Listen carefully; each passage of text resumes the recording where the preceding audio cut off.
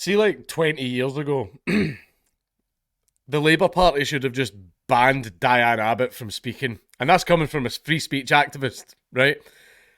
Every time Dianne Abbott opens her fucking mouth, son, she just says something stupid, right? She's not an intelligent woman. Dianne Abbott has her Labour whip suspended after hateful anti-Semitic remarks suggesting that Jews do not face racism.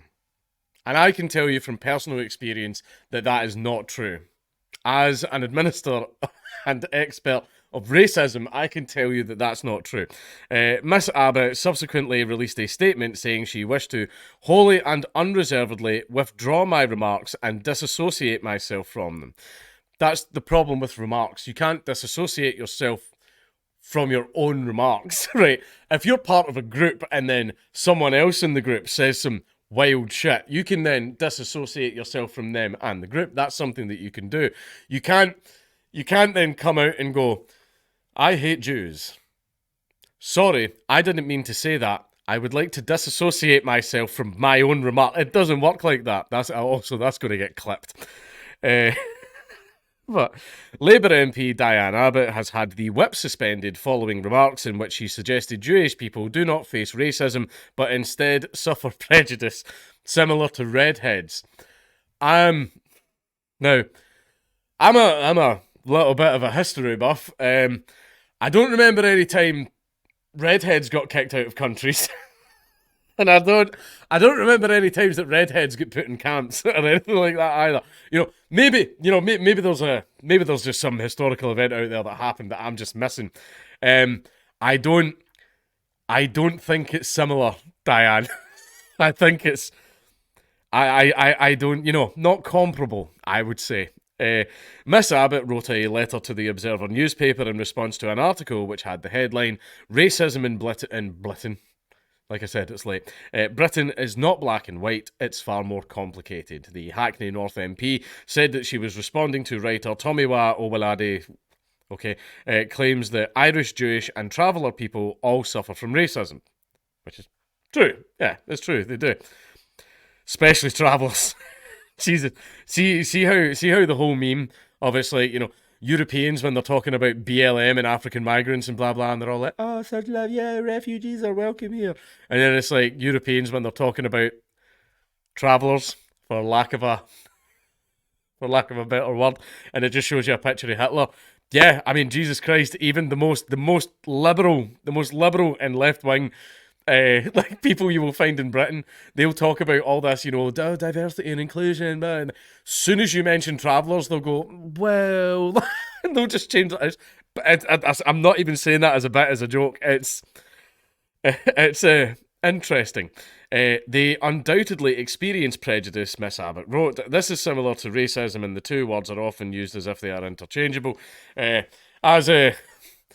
As someone with my last name and background that went to a non-denominational school, yeah, that was fun. I got called a tig more than once a day. It is true that many types of white people with points of difference, such as redheads, can experience this prejudice. Okay, redheads might get a little bit of bullying, right? One of the words that we use in Scotland is gengi. Gengi is just basically like, a word of mockery for someone that has red hair. Gengi. But they are all, but I don't, it's not the same thing. It isn't the same thing, like, right? No redhead has ever went into a Greggs just for the person behind the counter to go, "We don't serve your kind." Around here. I'm going to do that. If I ever get a job again, I'm going to do that. Going to start knocking back redheads. Seeing a redhead with a blonde-headed person holding hands down the street. That ain't right. It is true that many types of white people, such as redheads, experience this prejudice, but they are not all their lives subject to racism. The former Shadow Home Secretary added, in pre-civil rights America, Irish people, Jewish people and travellers were not required to sit at the back of the bus. That was purely just because that their differences were not immediately evident. That's why. As soon as the person knew the type of person they were talking to, oh yeah, then it became evident. Like talking to some people where they're like, it's Marcus Meekin. Meekin? Your last name's Meekin? Yeah. And then the mood changed. So like I said, it's not immediately apparent, but once it becomes apparent, oh yeah, you feel it. That doesn't happen anymore. Like, it's still here in Scotland, but it's rare now. It still exists. It does still exist, but it's very, very rare now. When I was younger, though, fucking hell, in apartheid South Africa, these groups were allowed to vote. I don't think South Africa had travellers. I don't think they did. And at the height of slavery, there were no white-seeming people manacled on the slave ships. Just indentured servants. Why don't you have a little look up and see what that was? Following criticism from Conservative and Labour MPs, however, anti-Semitism from Labour. I know, surprising. A party spokesperson said the Labour Party completely condemns these comments, which are deeply offensive. It's like, and wrong. Gotta make sure you get that bit at the end. That's racist, it might be, but it's not incorrect. The chief, they'll call you racist, but they'll never call you a liar. That's a joke. The chief whip has suspended the Labour whip from Dianne Abbot pending an investigation. The decision forces Miss Abbott to sit as an independent MP in the Commons. God damn. By one thing I love pulling out on Labour voters is when they were like, oh, you're in UKIP and you're all racist and bigots and blah, blah, blah. And I'm like, I don't know, man. We're not the ones that got investigated by fucking several third-party bodies for anti-Semitism several times. that never happened to UKIP. That's happened to Labour a few times. And one of the things that it's the funniest fucking thing. One woman who was a member of the Labour Party was brought in before the committee and was asked to explain certain comments and tweets and social media posts relating to a certain nation in the Middle East. And they were pulling her up for her comments about that nation and its nation's people, its nation's chosen people. And she was getting angry, she was very combative, and then she got up to storm out of the meeting, and as she turns around, she says to the people on the board, "Where are you from?" And they were like, "What do you mean by that?" And she went, "Are you from Israel?" And the board were like, "We are not about to answer that question." And the woman went, "I thought so," and walked out. Which, during a hearing into your anti-Semitism, it's not the smartest thing. Not the smartest thing to say.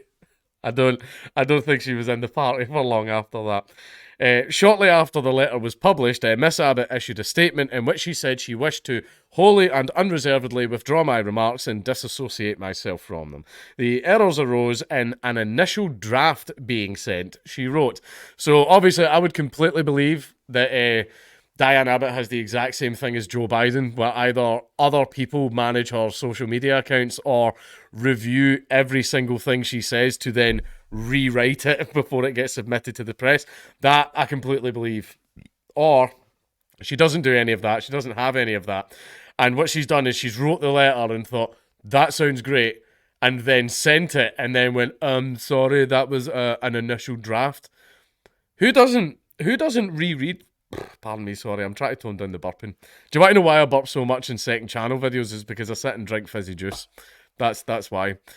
And before I film, I take a big drink. That's what the burping is. I don't have anything wrong with me. I just drink fucking far too much fizzy juice. But like, who doesn't like read the stuff that they've wrote? Even a tweet only 240 characters. I go over it and make sure there's no spelling mistakes because I don't have the autocorrect thing in my browser because that's how they read what you're writing. But yeah, who doesn't check? I think it was happened that she's wrote it, went, that sounds good, and then sent it in. Everyone's got mad about it, and she's like, I didn't mean to say that. It was That was an initial draft. But there is no excuse, and I wish to apologise for any anguish caused. She continued, racism takes many forms, and it is completely undeniable that Jewish people have suffered its monstrous effects, as have Irish people, travellers, and many others. Once again, I would like to apologise publicly for the remarks and any distress caused as a result of them.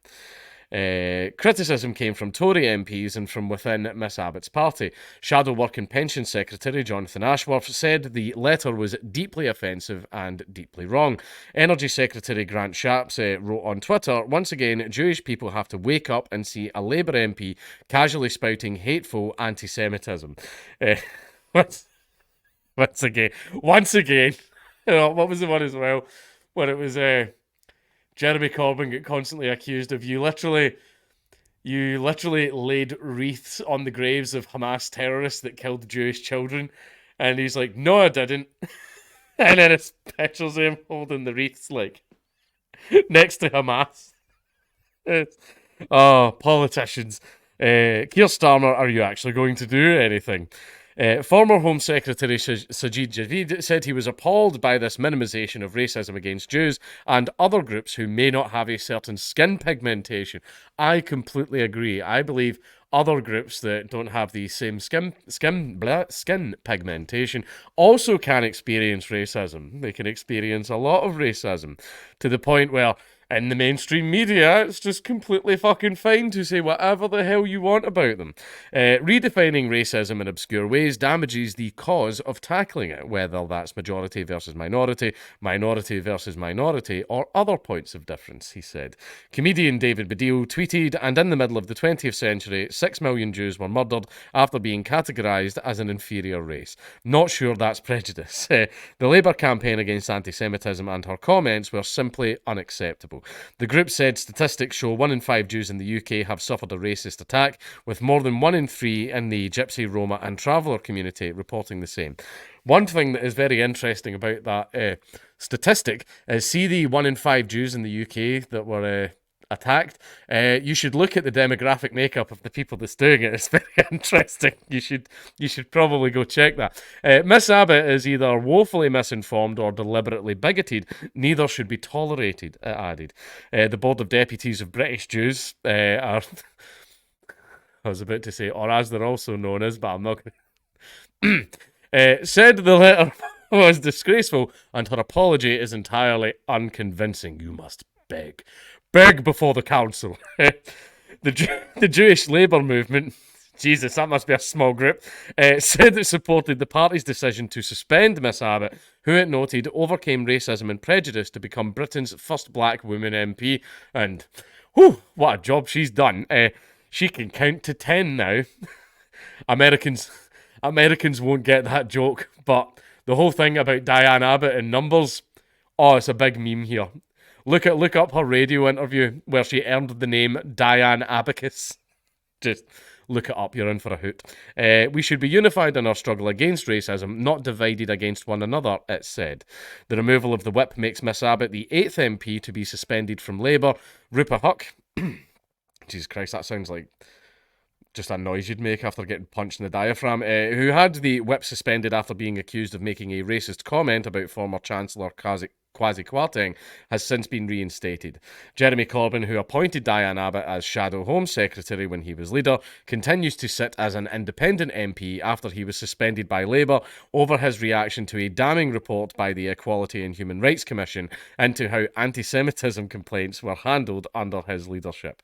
Well, I mean, for someone that puts wreaths on the graves of Hamas terrorists, immediately after its publication, Mr. Corbyn claimed the scale of the problem of Labour anti-Semitism allegations was dramatically overstated for political reasons by our opponents. Yeah, okay. But yeah, it's just look, this is the thing, is anyone that's in the UK knows that the problem here, and this can all be resolved, is whenever Dianne Abbott feels the need to say something, don't.